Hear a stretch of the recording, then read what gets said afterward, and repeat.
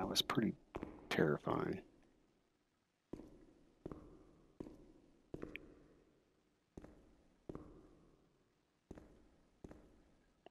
Ah, there we go. September 7th, 1938. The patient frequently indulges in recriminations expressed in an explosive tone of voice. This morning she threw away the milk, saying it was full of urine, spittle, and all kinds of other filth. Crazed, she hears voices that order her to do things. She says she heard children singing and that they were locked up in a school. January 20th, 1939. Introverted, dazed, cannot focus on anything. When questioned and stimulated, she starts crying and weeping. At other times, she laughs. June 1st. Apathetic. Eats very little. She refuses to be touched. Does not respond. Spends her time in the grounds. The cooks report that she sits on a bench in front of the kitchens. October 14th. Return of impulsive behavior. This morning she asked for 2 eggs to make zabayoni, but when she got them, she threw them up in the air. Excited, clamorous, slightly confused, takes her clothes off. December 8th, tied to bed for 15 days. High-spirited, tends to make witty comments and use vulgar words, laughs hysterically and pleasures herself. The nurses report that about 2 weeks ago she remained in the showers on her own and didn't want to leave. They said that when they took her away, she swore at them and then lashed out and bit them. 2 nurses had to be treated for their injuries. They've kept her tied to the bed since then. Transferred to the slightly agitated ward, from the care of Dr. B to the care of Dr. C. I was with Amara in the showers. My memories are terrifying. They're not real, are they? Oh, wow. So we get to select. So this is the area to where in Chapter 11, we unlock different chapters for Chapter 12, and there are 4 of them. And I said we're going to stick with doing the original one, so basically 12A, and then we'll go back later after we finish the game, select the chapters, and then we will go through and do like 12B, 12C, and 12D, because obviously there's extra story and content. So let's see here. In order to get 12A, so they're a figment of her imagination. December 15th. Dr. C. Patient notes. The abnormality of her psychic state has induced her to lead a life which is irregular and tends towards delinquency. Of fickle and flighty character, she regularly discards her household duties and engages in occasional prostitution. Prostitution? Me? No, I don't think I could have. Or are my memories deceiving me? I don't know. What other horrible things could I have done without even realizing? Kind of makes you The wonder. uncertainty, the fear of my own actions was one of the things that tormented me most. Her mental deficiency makes her deaf to the reprimands of her family. She has shown suicidal tendencies. She was brought to the ward yesterday, agitated and hysterical. Treated with cardiazol, 2 injections a week for 5 weeks. The therapies removed the light for a while, but also all her will, desire, and hope.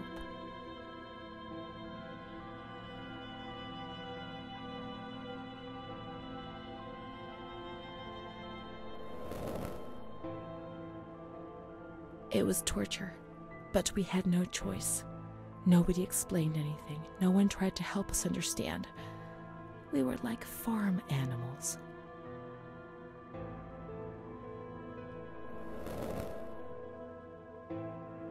June 2nd.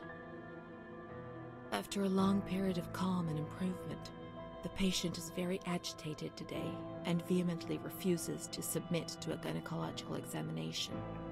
She swears and curses those helping her, flailing her arms and hitting them. According to reports by Dr. B, The patient has been subjected to periodic checkups since she had a spontaneous abortion about 2 years ago in her 3rd month of pregnancy.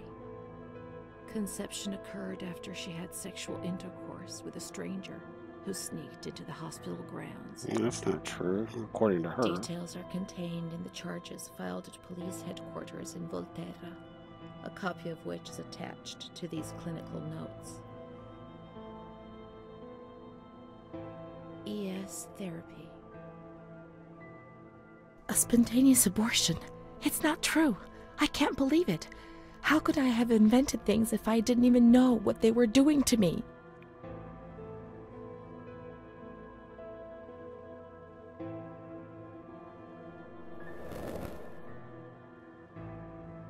And the stranger in the grounds, I don't remember. Was that another lie? Or was another memory removed? God, my head.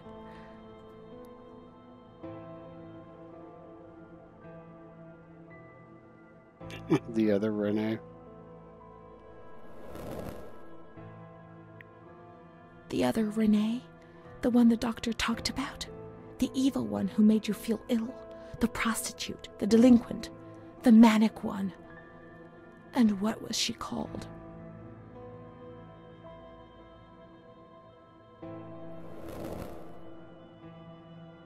June 13th. The nurses report that she descended into a state of great mental confusion after receiving her mother's letter. She threw her soup over another inmate because she was very anxious, and then punched a nurse. Impulsive, flails about her. She rails against the doctor in vulgar terms while he is examining her, lashes out and spits. Block all correspondence to give the patient no further reason to become agitated. August 20th, tied to bed.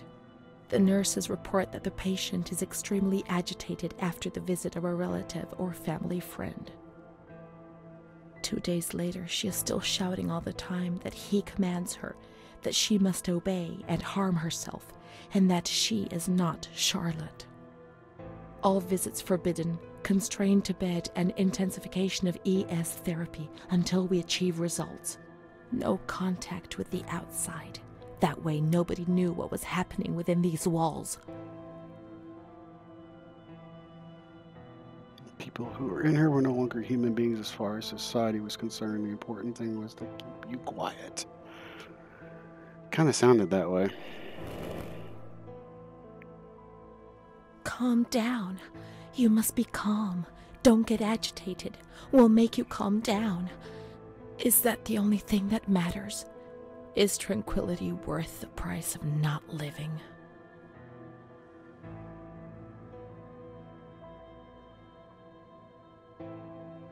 Yeah, staying calm is essential for their well-being, definitely. March 3rd. Alert, correct attitude, replies when questioned. The nurses report that the patient is calm. She washes and looks after herself. She affirms the existence of a certain Amara. She says that Amara is a patient who disappeared when she was moved to this ward. No confirmation. Probably a regressive hallucination. Evaluate transfer. So, was I Amara? I can't believe it. I want to keep looking. It would change everything if we could find traces of her existence.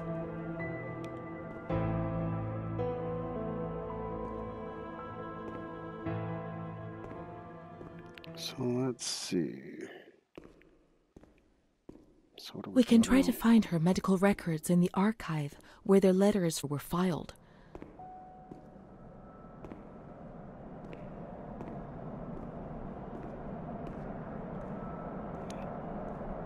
Let's take a quick gander in here to make sure we didn't forget anything. Wow, the sound. They did a great job, I think, with the sounds in this game. It's pretty, those are pretty freaky.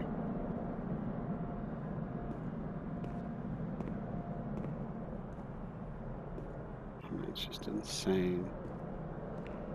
It's like some bloody sheets.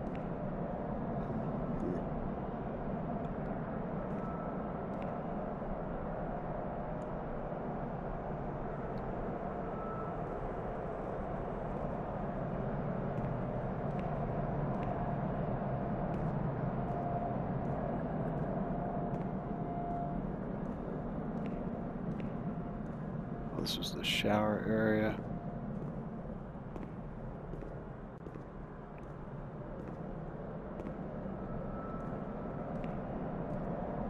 I just love this cool ass look of how everything is. It's just really cool. Oh, is that bloody clothes? Look at that. Bloody clothes.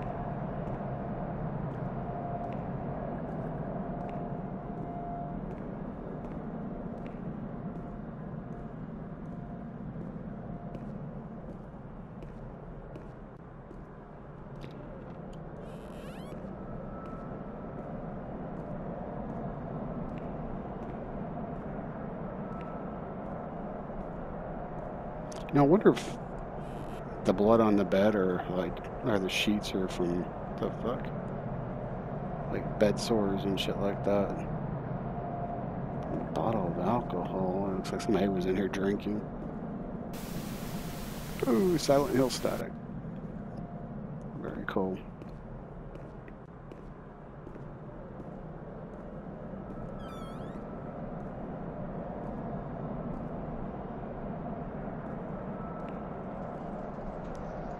I know I heard that. That is so cool.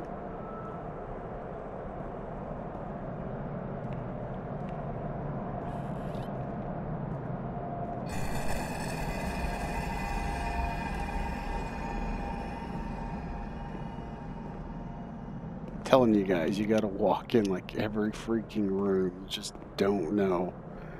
Because I did not walk in these before we went in and that cutscene happened. And look what happens. You come back and something else changes. What do we have here?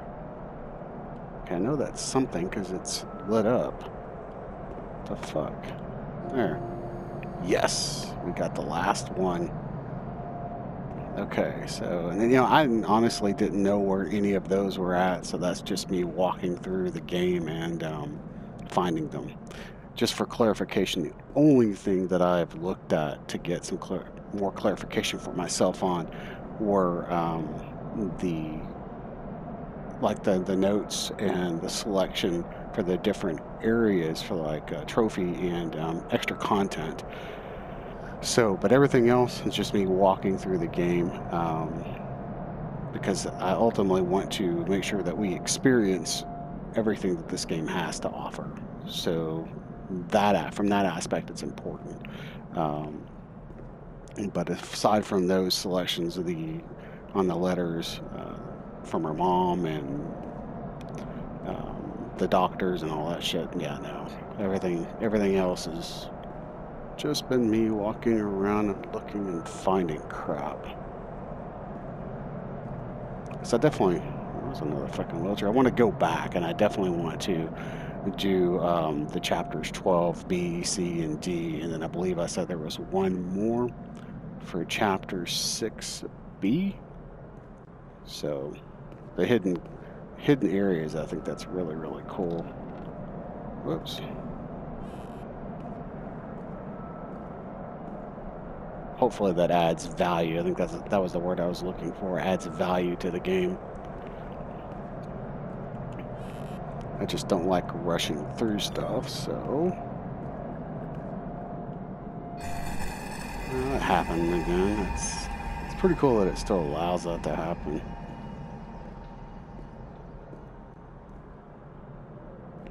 Because if I'm correct, that adds to, yeah, see, it adds to her experience. Let's go ahead and finish up. Oh, God. It's just the last one. Yeah, so we got 4 more to look at here, and then that finishes the diary. The light often came when I was at school, turning my fellow pupils into puppets that would terrorize me. To me, they appeared transformed, with the bloodied heads of animals stuck where their own heads should have been. I would curl up on the floor and would even wet myself. The teacher would try to console me and would smile at me, but her teeth and her eyes would terrify me even more. Things did change. I don't know why, perhaps during the 2nd or 3rd year of school.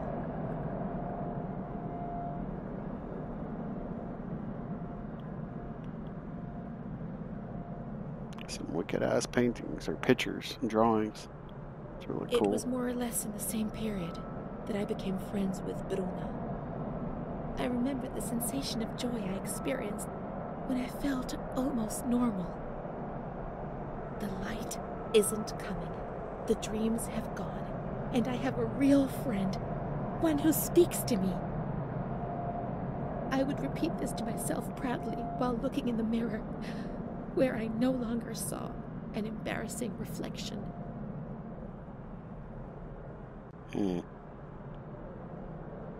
Oh, wow. It seemed to me that the world was a difficult place, but it was no longer impossible. Bruna.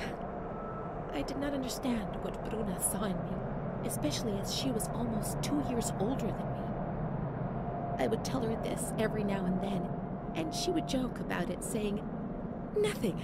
I don't see anything in you, which is what I like about you." And then she would hug me.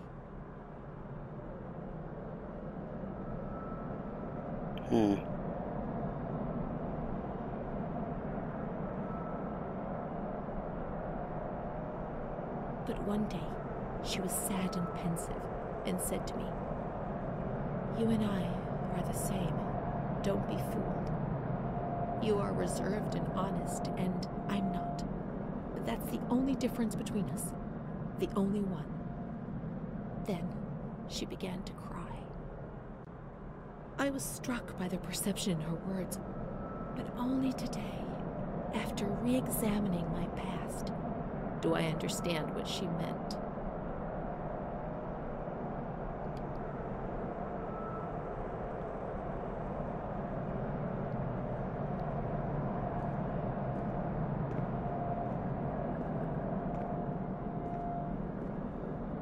Okay. So we have to go back to the archives. So I'm assuming that's what's down at the end of that hall down there.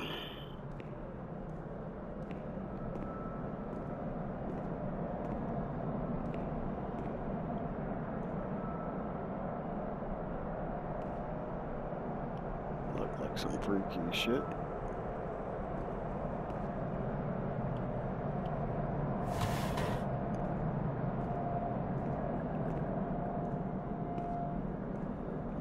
Doors. I just have like chills all over my body right now. It's crazy.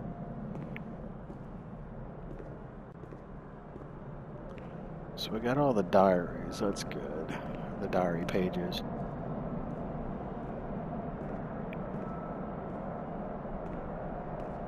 So what are we looking for in here? No?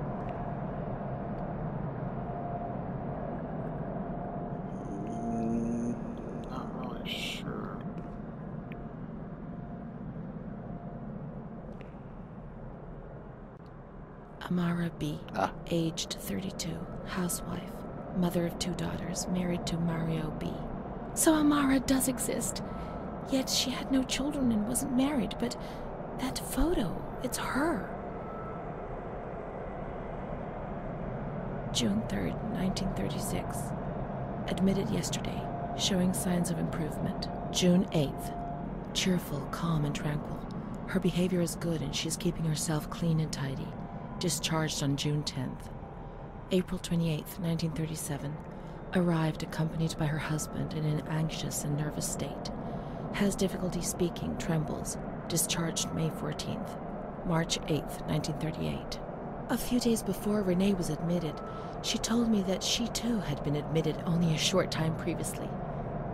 Arrived yesterday in a febrile state. Discharged March 14th. She didn't leave. Certainly not after a few days. No. June 22nd, 1939.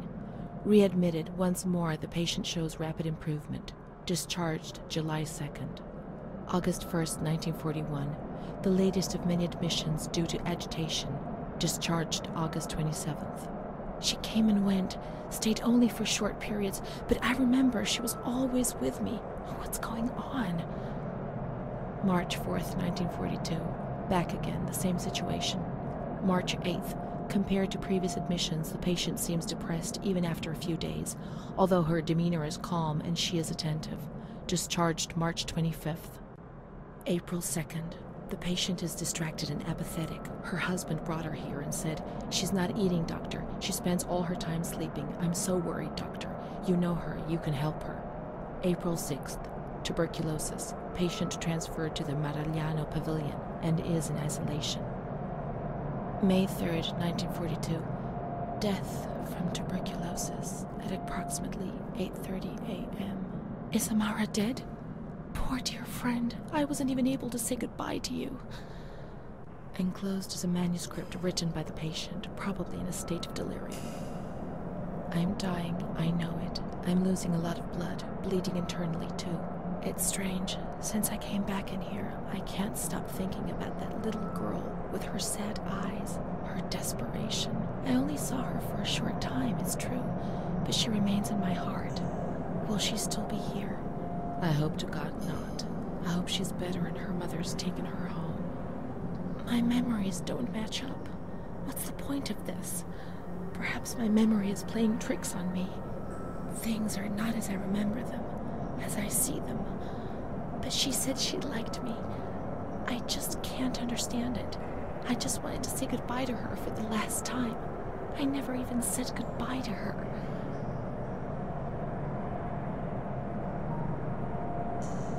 How could a soul survive in this hell? I so want to feel things again. Pain, passion. Feel the damn tears rolling down my face. To remember that I was alive.